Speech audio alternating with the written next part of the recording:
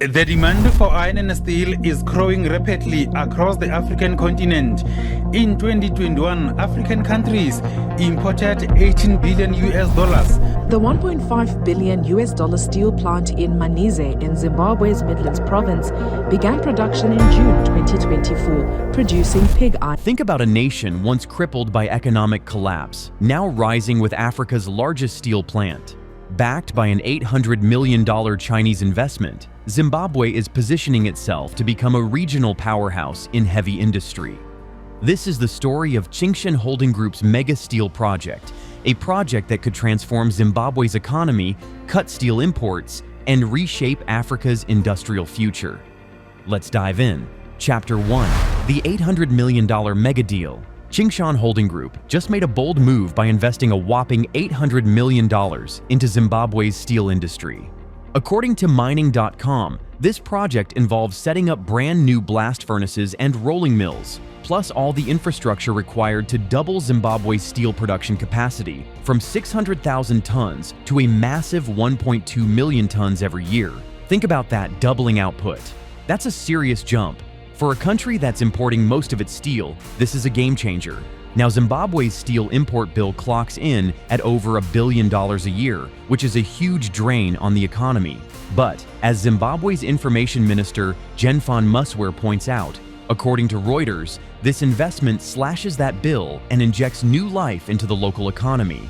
And listen, this is a revival of Zimbabwe's manufacturing muscle. For decades, the country's industry has struggled, but with this deal, expected to create a significant number of direct and indirect jobs, local businesses will boom, and regional trade routes will strengthen. Zimbabwe is getting ready to shine on Africa's industrial stage again, and Tsingshan's confidence is a big part of that story. Chapter 2. Who is Tsingshan? Now let's unpack who this giant Tsingshan Holding Group is.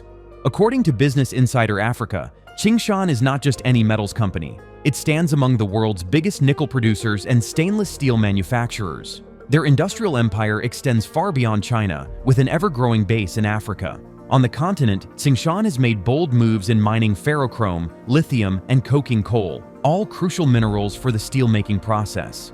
What makes Tsingshan such a formidable player is their ability to control every step of the steel value chain, from mining raw materials to manufacturing finished steel products. This means they can carefully manage costs, quality, and supply reliability.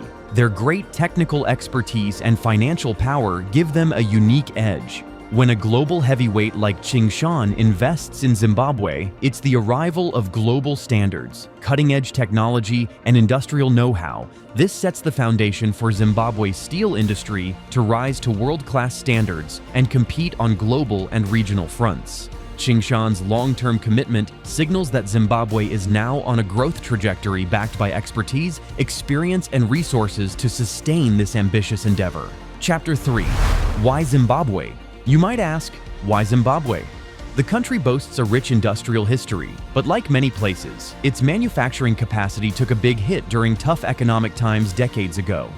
According to Reuters, Zimbabwe is endowed with abundant mineral reserves like iron ore, coal, and chromite. These essential raw materials naturally support robust steelmaking capacity. The government's recent policy focus has zeroed in on steel as a strategic industry.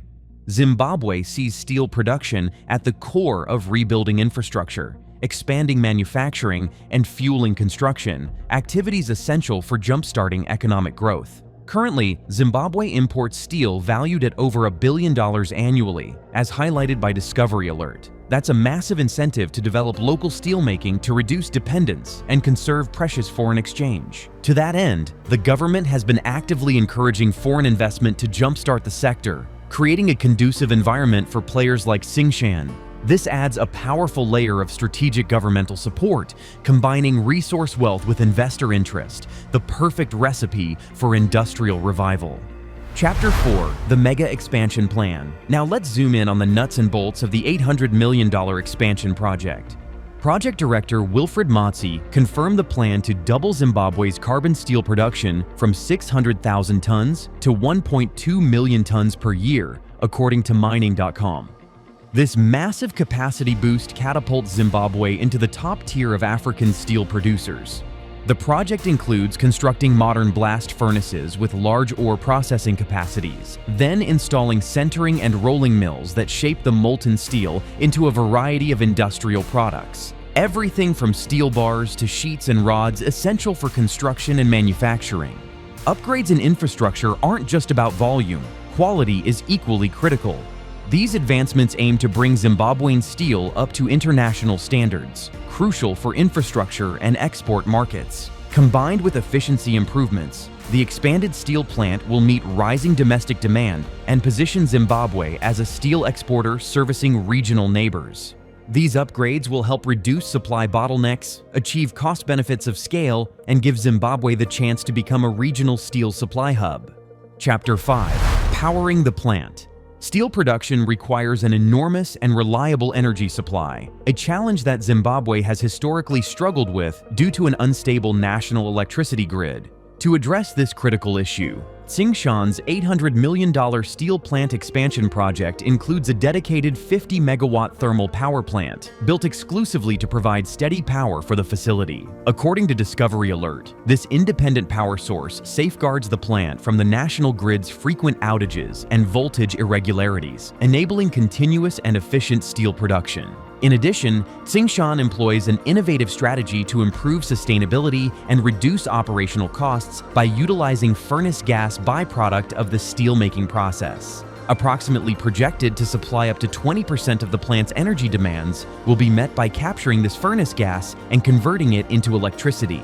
This approach not only cuts down on energy consumption from the thermal plant and the national grid, but also lowers greenhouse gas emissions, contributing to a greener manufacturing process. This hybrid energy model, combining thermal power and furnace gas energy recovery, provides a forward-thinking, resilient power solution for Zimbabwe's steel industry. It ensures uninterrupted operations are essential for meeting ambitious production targets, while setting a new standard in sustainable industrial power use in energy-constrained regions.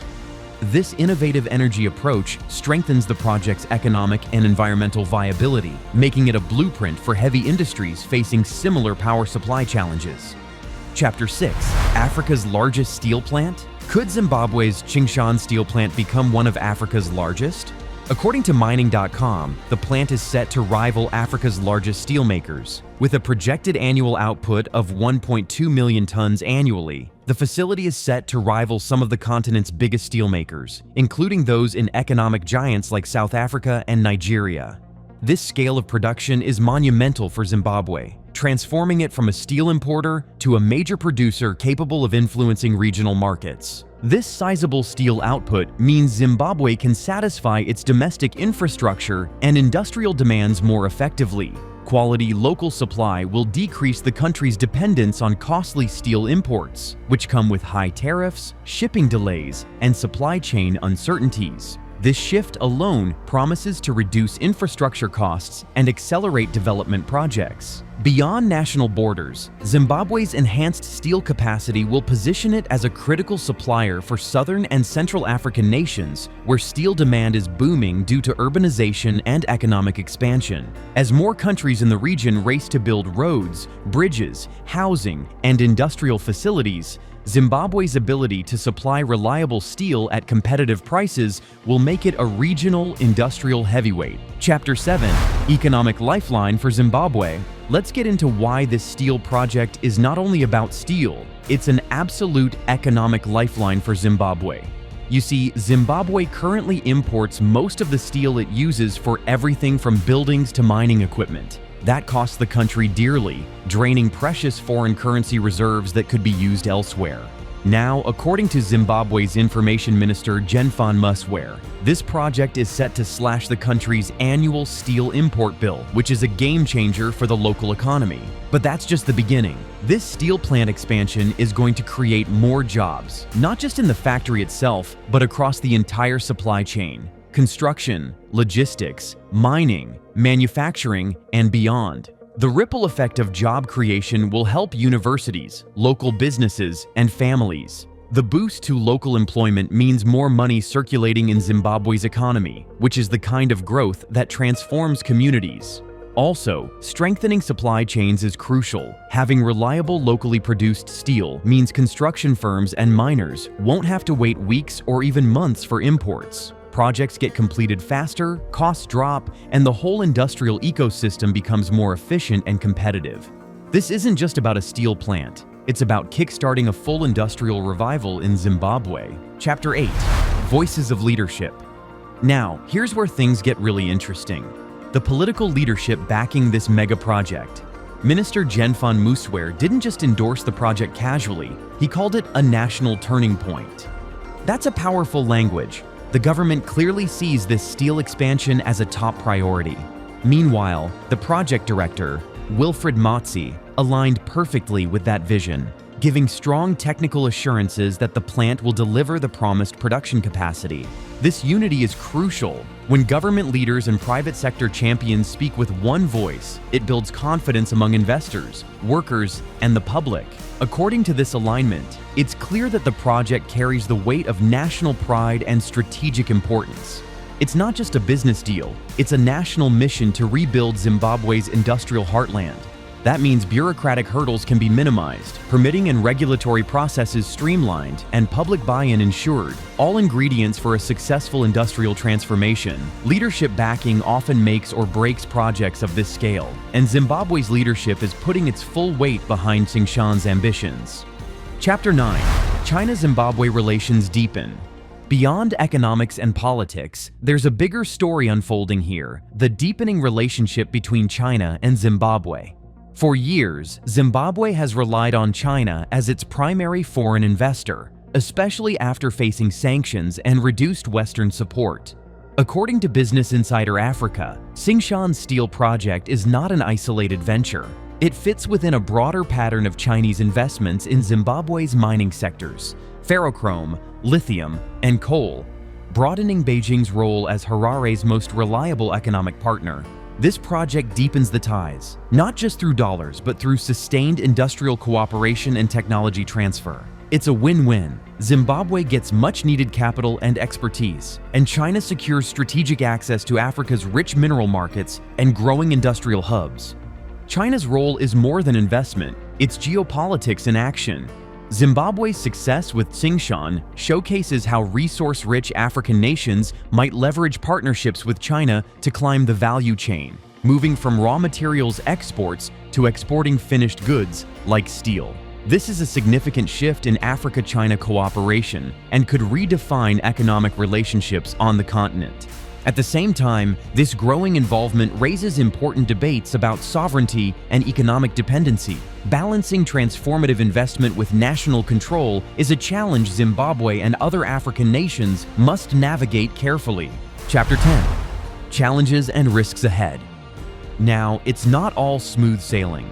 Let's talk about the challenges. Any mega project, especially in emerging markets like Zimbabwe, faces risks that could impact success. According to mining.com, financing risks are there. Fluctuations in global commodity prices can affect profitability, and energy shortages remain a serious challenge even with planned power infrastructure improvements. Moreover, environmental concerns around steel production are growing worldwide. Managing carbon emissions and waste requires continuous investment and innovation. If not handled well, environmental impacts can lead to regulatory hurdles and public opposition. Political stability is a wild card. Zimbabwe's industrial sector has historically been affected when political uncertainty creeps in, making investor confidence shaky. Reliable power supply is another critical factor. The success of production hinges on consistent energy, which Tsingshan plans to secure, but may still face reliance on regional power imports, including from Zambia's grid and thermal plants. However, the company has stated plans to mitigate these risks with robust management, local partnerships, and technology upgrades. The stakes are high, but so is the potential. With strong leadership and continuous innovation, these obstacles can be managed. Chapter 11. The bigger picture. Finally, let's zoom out from Zimbabwe to see the bigger picture. This isn't just about one country's factory, it's about Africa's industrial future. According to mining.com, this steel mega project embodies the possibility for Zimbabwe to shift from a net importer of steel to a powerful regional exporter. Fully successful, this project will show how resource-rich African nations can break free from a historical pattern of exporting raw materials and instead climb the value chain by processing and manufacturing finished goods locally. That means higher incomes, better technology transfer, diversified economies, and more jobs across the continent.